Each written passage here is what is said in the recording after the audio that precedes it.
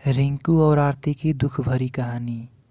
आज मैं आप लोगों को अपने एक फ्रेंड की कहानी बताने जा रहा हूँ। मेरे ही मोहल्ले में रहती है, उसका नाम आरती है। वह कुछ दिनों से बहुत परेशान रहती है और उसकी परेशानी की वजह उसका बॉयफ्रेंड है जिसका नाम रिंकू है।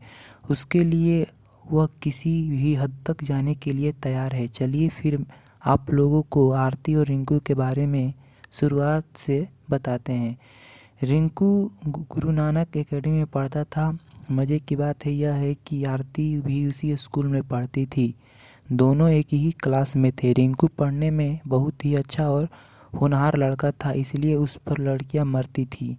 लेकिन आरती इन सब बातों पर ध्यान नहीं देती थी क्योंकि वह अपने पढ़ाई से ही मतलब रखती थी। एक दिन की बात है, आरती ने देखा कि रिंकू एकटक उसी को ही देखा जा रहा है, जिसे देखकर आरती आश्चर्यचकित रह गई। आरती को यह एक सपना लग रहा था।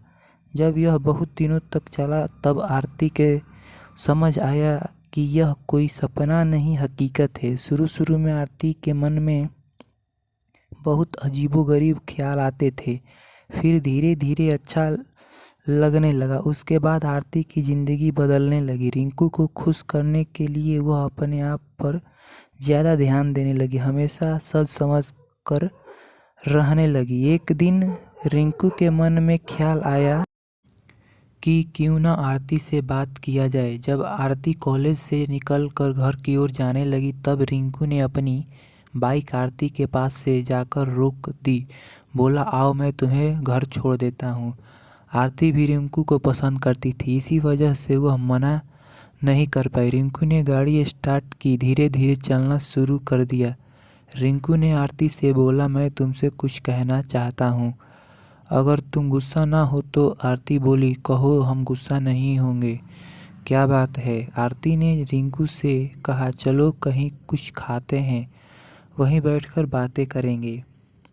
रिंकू ने फिर आरती को प्रपोज किया। वह डरा हुआ था लेकिन आरती की तरफ से हाँ सुनकर बहुत खुश हुआ। प्यार आरती भी करती थी, इसी वजह से वह मना भी नहीं कर पा सकती थी। इस तरह दोनों के प्यार की गाड़ी पटरी पर दौड़ने शुरू कर दी। वह दोनों रोजाना खूब बातें करते, घूमने जाते और बहुत सारी मस्तियाँ करते थे। लेकिन कुछ महीनों बाद रिंकू अचानक से कहीं चला गया।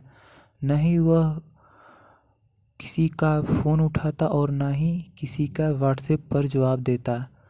यह हरकत देखकर आरती बहुत परेशान हो गई। वह कुछ दिनों तक ऐसे ही फ़ोन कॉल और व्हाट्सएप मैसेज करती रही, पर कोई जवाब नहीं मिलता था। धीरे धीरे आरती बहुत परेशान रहने लगी। ना तो वह सही से पढ़ पाती, ना ही कुछ खा पाती, किसी भी चीज़ में मन नहीं लगता था।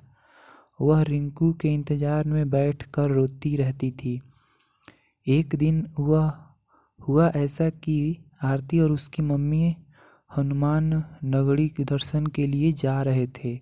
तभी रास्ते में आरती की नज़र सामने से आ रहे रिंकू पर पड़ी। रिंकू ने जैसे ही आरती को देखा वह अनजान बनते हुए बगल की गली में चला गया। आरती का मन हुआ कि दौड़कर उसके पीछे जाए, उससे पूछे कि वह स्कूल क्यों नहीं आता, फ़ोन क्यों नहीं उठाता, आखिर बात क्या है। लेकिन उसकी मम्मी भी साथ में थी, इसी वजह से वह जा नहीं पाई।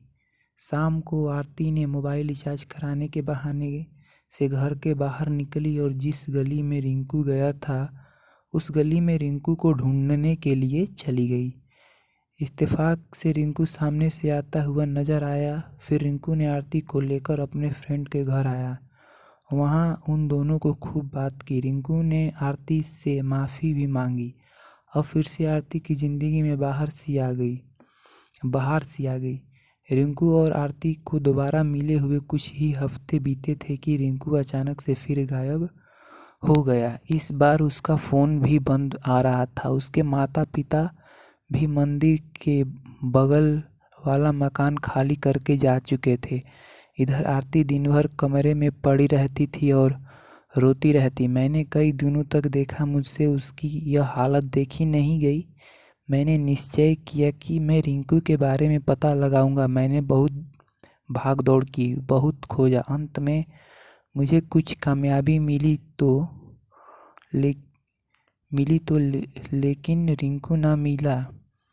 रिंकू का खास दोस्त सुमित मिला। सुमित से रिंकू बारे में पूछा, कुछ जानकारियाँ मिली थी जिसको सुनकर मैं बहुत आश्चर्यचकित रह गया। रिंकू एक आतंकवादी गिरोह से जुड़ा हुआ था। आरती को इस सब चीज़ों के बारे में उसने कुछ नहीं बताया था। वह इन सब चीज़ों से अनजान थी। उसे अंधेरे में रखा। मुझे अभी पता चला कि रिंकू आरती की तरह कई लड़कियों से संबंध रखता था और उसके लिए सारी लड़कियां सिर्फ टाइम पास थी। मेरे मन में कई बार विचार आया कि आरती को यह सच बता दूं, लेकिन मेरी हिम्मत न हुई। मन में एक डर सा बना हुआ था कि यह सच जानकर आरती को कुछ गलत न कर बैठे। इसी डर की वजह से मैं आरती से सच न बता पाया, जिसका मुझे ज़िंदगी भर अफसोस रहेगा। तो दोस्तों, ये कहानी आपको कैसी लगी कमेंट बॉक्स में ज़रूर बताइएगा और हमारे चैनल को सब्सक्राइब ज़रूर कीजिएगा। Thank you.